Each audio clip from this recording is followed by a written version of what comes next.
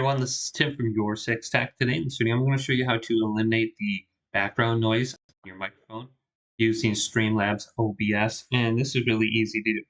So first, you got to make sure you're using the correct headset and whatnot.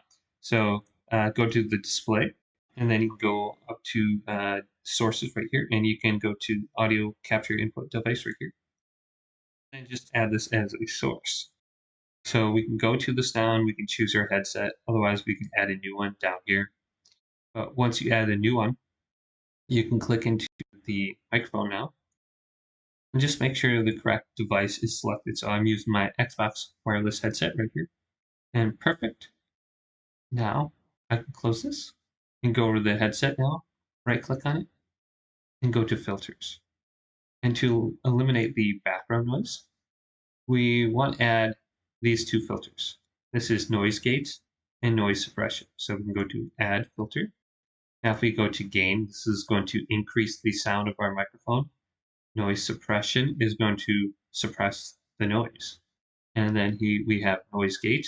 And then I typically like adding a compressor. Makes it sound like we're on a radio talk show. So if we go to noise gate, we have our closed threshold, our open threshold, attack time, hold time, and release time. So typically just adding this will eliminate a lot of the keyboard clicks, and then you can fine tune it by adjusting your open threshold and your closed threshold. And then we have noise suppression. We can go to noise suppression level if we want to lower the decibels, I believe. And then we have this option right here. So you can just choose those. Typically when you just add them, it's going to eliminate. So just add these two right here. These two are probably the biggest ones that are going to eliminate the background noise. And then when you're setting up your microphone, if it's too loud, you can always adjust this to the left. Typically I use it when it's just in the middle of like the yellow section. That seems to be the best. But add the noise gate and the noise suppression to your microphone as a filter, and that should eliminate most of the issues for you.